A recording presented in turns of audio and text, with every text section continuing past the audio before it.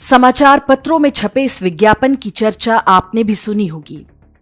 अपने पति और ससुर को 100 दिन से अधिक समय तक जेल की हवा खिलाने वाली आईपीएस अधिकारी शिवांगी गोयल का ये माफीनामा है।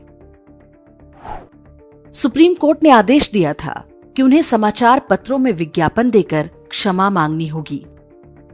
न्यायालय में सिद्ध हुआ कि शिवांगी गोयल ने अपने ससुराल वालों पर दहेज और घरेलू हिंसा के झूठे मुकदमे कराए थे। उन्होंने स्वयं को डोमेस्टिक वायलेंस सर्वाइवर अर्थात घरेलू हिंसा से बचकर निकली बहादुर महिला की तरह प्रस्तुत करके खूब सहानुभूति भी बटोरी। मीडिया ने इसमें उसकी खूब सहायता भी की। She overcame dowry harassment to script glory. Shivangi had faced domestic violence or lucky enough to survive the dowry system. Shivangi Goyal पर मानहानि अर्थात डिफेमेशन और न्यायालय में झूठ बोलने का अपराध सिद्ध हुआ। कानून के अंतर्गत इसके लिए 2 से 7 वर्ष तक की जेल होनी चाहिए। लेकिन शिवांगी गोयल समाचार पत्रों में विज्ञापन छपवाकर बच गईं। इतना ही नहीं, सुप्रीम कोर्ट ने यह व्यवस्था भी कर दी कि उनकी नौकरी पर इस तथाकथित दंड का कोई नकारात्मक प्रभाव न पड़े। कुछ समय पहले पुणे में पोर्शे कार से 2 युवा इंजीनियर्स को कुचलकर मारने वाले एक लड़के को कोर्ट ने 300 शब्दों का निबंध लिखकर लाने की सजा दी थी। आप स्वयं सोचें कि सुप्रीम कोर्ट और पुणे की कोर्ट के निर्णयों में क्या अंतर है। शिवांगी गोयल के ससुराल वाले संभवतः संपन्न लोग थे, इसलिए वे सुप्रीम कोर्ट तक लड़ पाए। बाकी लाखों सामान्य लोगों के साथ क्या होता है वो हम अतुल सुभाष जैसी घटनाओं में देख ही चुके हैं। यदि सुप्रीम कोर्ट ने कानून का पालन करते हुए आईपीएस शिवांगी गोयल को जेल भेज दिया होता तो भारतीय न्यायालयों में झूठे मुकदमे लेकर खड़ी लाखों शिवांगी गोयलों को कड़ा संदेश गया होता।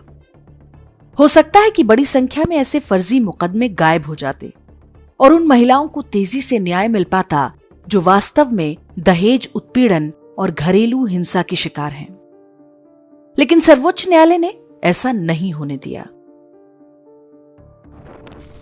एक अनुमान के अनुसार देश में दहेज उत्पीड़न और घरेलू हिंसा के 3/4 से अधिक केस फर्जी होते हैं। अधिकांश के पीछे असली उद्देश्य भरण पोषण के नाम पर मोटी रकम वसूलना होता है। सुप्रीम कोर्ट और देश की अलग अलग अदालतें कई बार टिप्पणी कर चुकी हैं कि 498A का किसी हथियार की तरह दुरुपयोग हो रहा है। यही स्थिति डोमेस्टिक वायलेंस एक्ट की भी है। तो फिर इन कानूनों के दुरुपयोग को रोकने का प्रयास क्यों नहीं होता?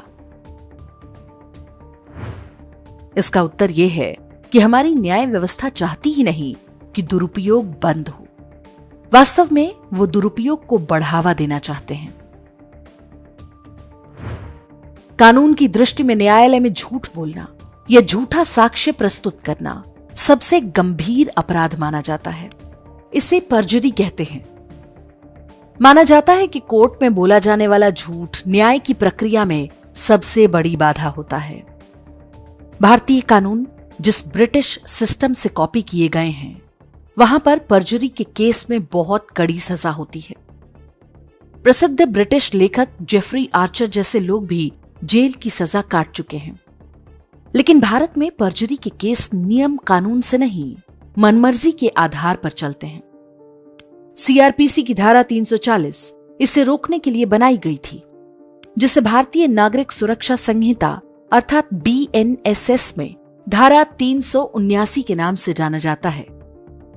भारतीय न्याय संहिता अर्थात BNS की धारा 229 के अंतर्गत यदि कोई व्यक्ति न्यायालय में शपथ पत्र देकर झूठ बोलता है या कोई गलत सबूत देता है तो ये दंडनीय अपराध है। दोष सिद्ध होने पर व्यक्ति को 7 वर्ष तक जेल की सजा दी जा सकती है। इसके अतिरिक्त आईपीसी की धारा 209 भी है। किसी भी व्यक्ति को क्षति पहुंचाने की मंशा से बोले गए झूठ पर इस धारा के अंतर्गत 2 वर्ष तक जेल हो सकती है। BNS में इसे धारा 246 के नाम से जाना जाता है। 7 जुलाई 2025 को आंध्र प्रदेश में विशाखापत्तनम की कोर्ट ने एक महिला के पति और ससुर को दहेज के आरोपों में बरी करते हुए शिकायतकर्ता महिला के विरुद्ध धारा 340 के अंतर्गत केस दर्ज करने का आदेश दिया। दहेज के मुकदमे की सुनवाई में पाया गया था कि महिला ने अपने पति और रिश्तेदारों को फंसाने के लिए कई झूठ बोले थे।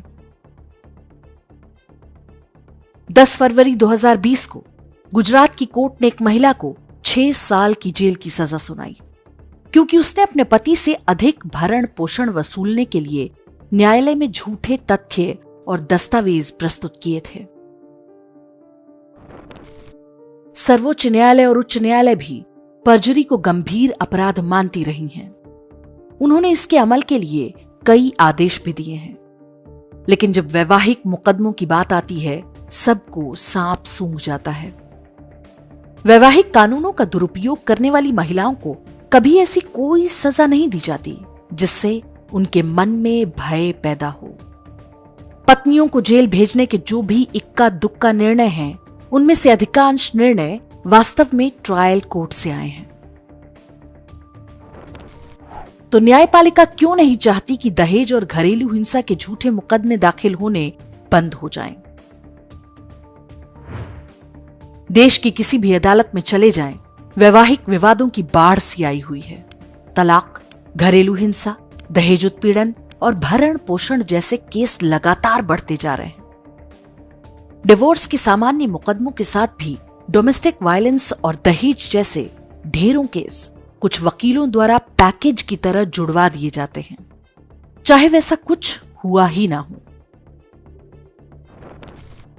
व्यवहारिक स्थिति यह है कि देश की लगभग सभी अदालतों में धारा 340 यानी परजुरी की शिकायत करना और उस पर कोर्ट से सुनवाई करवा पाना बहुत कठिन है। पहले तो वकील ही आपको ऐसा करने से मना करेंगे, और किसी तरह याचिका दाखिल हो गई तो जज सुनवाई ही नहीं करेंगे। न्यायालयों में काली कोट पहनकर घूम रहे वकीलों के एक वर्ग की कमाई का बड़ा स्रोत फर्जी मैट्रिमोनियल केस हैं। डिवोर्स के लिए कोर्ट जाने वालों में अधिकांश मिडिल और अपर मिडिल क्लास के लोग होते हैं।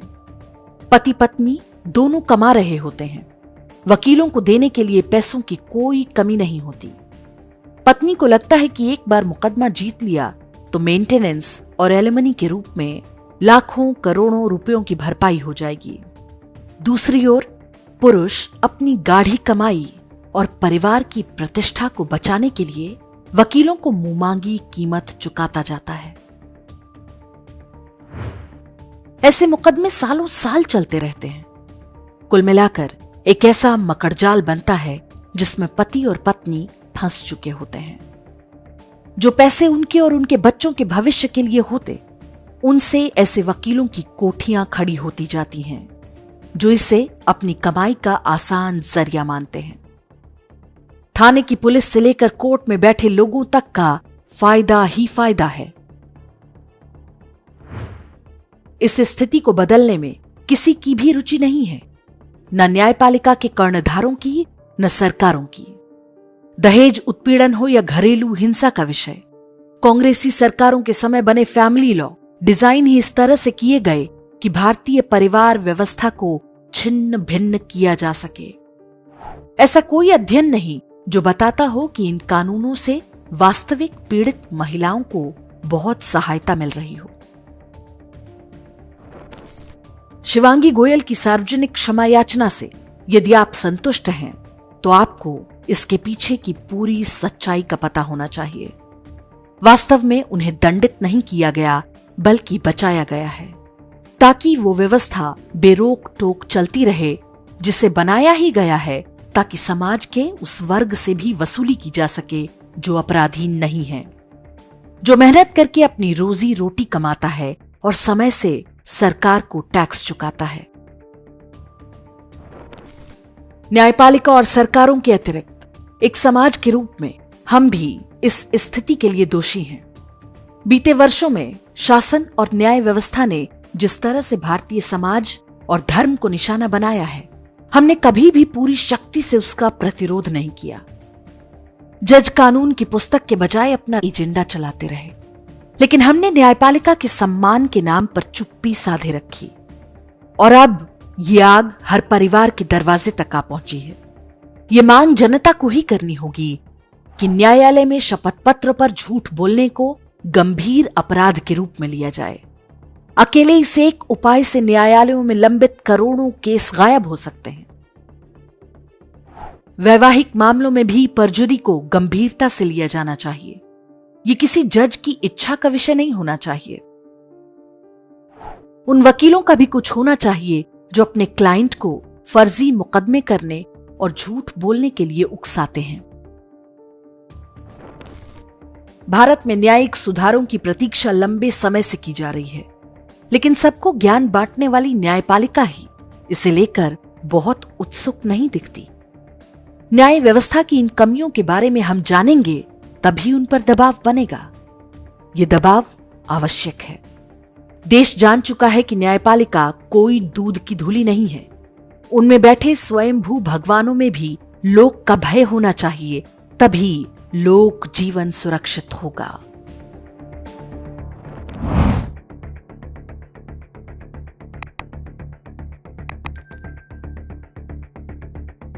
इंडेक्स ऑनलाइन के वीडियो समाज को समर्पित हैं। आप इनको डाउनलोड करके जैसे चाहे वैसे प्रयोग कर सकते हैं। चाहे तो आप हमारे टेलीग्राम चैनल से जुड़ सकते हैं। वहां सारे नए पुराने वीडियो आपको मिल जाएंगे। हमारे सोशल मीडिया लिंक हर वीडियो के डिस्क्रिप्शन में होते हैं। हमारा एकमात्र उद्देश्य हिंदू समाज को जागृत और एकजुट करना है। इसमें सहभागी बने। धन्यवाद।